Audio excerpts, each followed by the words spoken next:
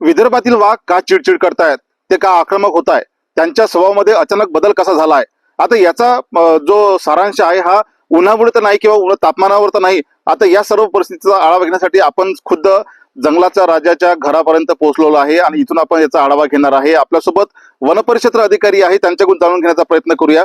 Sir, वाघ चिडचिड का करतायत? वाघ चिडचिड करत आहे यापेक्षा विदर्भात उन्हाची काहिली वाढली आहे आणि मनुष्याप्रमाणे वाघांनाही किंवा इतर वन्य प्राण्यांनाही उन्हाचा त्रास होतो. हे खरं असलं तरी पाण्याचंही दुर्भिक्ष असते. पाण्यासाठी त्यांना वन वन भटकावे लागते. अशा वेळेस थोडीशी माणसासारखी स्थिती वाघांची पण झाली आहे किंवा इतर वन्य प्राण्यांची झाली. आता या चिडचिडपणाचा जो आहे तो सामान्य नागरिकावर काही परिणाम पडू शकतो का? अशा वेळेस नागरिकांनी काय खबरदारी घ्यायला पाहिजे?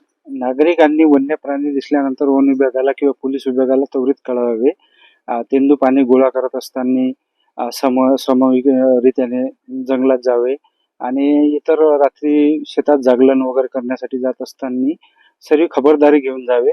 तशा सूचना आम्ही वन विभागांनी प्रत्येक गावाला दिल्या. आमचे कर्मचारी पण गस्त करतात, पाणवट्यावर पण देखरेख करतो आणि ह्या सर्व गोष्टी लोकांनी बी फॉलो केल्या पाहिजे अशी आमची अपेक्षा.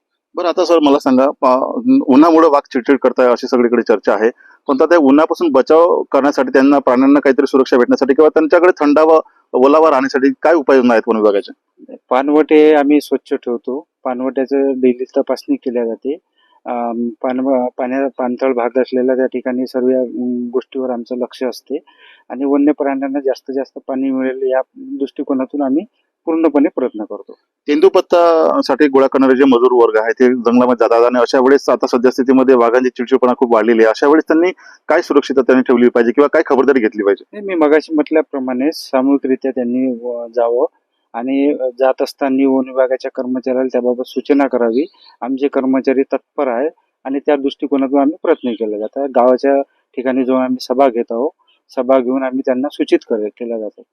बरं, आता मी तुम्हाला या ठिकाणी एक प्रकर्षाने सांगू इच्छितो की विदर्भामध्ये सध्या तापमान उच्चांकावर आहे आणि तापमान दिवसेंदिवस वाढतच आहे. त्याच्यामध्ये सुद्धा वर्धा, चंद्रपूर, अमरावती सारख्या ठिकाणी 46-47 पर्यंत तापमान जाते आणि अशा वेळीस आपल्याच माणसाच्या जीवाची लाई होते. तर आता वाघ तर समजा मांसाहारी प्राणी आहे, मांस खाऊन ते अगोदरच गरम असतात आणि त्याच्यामध्ये ऊन खूप जास्त, अशा वेळी चिडचिड करतात. आता मी तुम्हाला दाखवू शकतो, हा पूर्ण परिसर आहे, खूप सुंदर असा परिसर आहे आणि उन्हामुळे अगोदरच झाडांना फांद्या नाही आहे किंवा काही नाही, सरळ असं काड्या उभ्या केल्यासारख्या लाकडाची झाडांची परिस्थिती झाली आहे आणि अशा वेळेस त्यांना सुद्धा आसरा घेण्यासाठी आपलं चांगलं स्थळ शोधावं लागत आहे. अशा वेळी नागरिकांनी आता जंगलात जाणे योग्य आहे किंवा काय खबरदारी घेतली पाहिजे जाण्यासाठी? नाही, खबरदारी तर घेतलीच पाहिजे.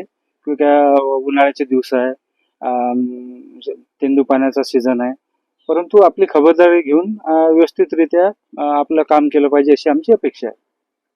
आणि तसे आवाहन पण आम्ही करतो. Cameraman भूषणसह Nilesh बंगाले, NDTV Marathi, Wardha.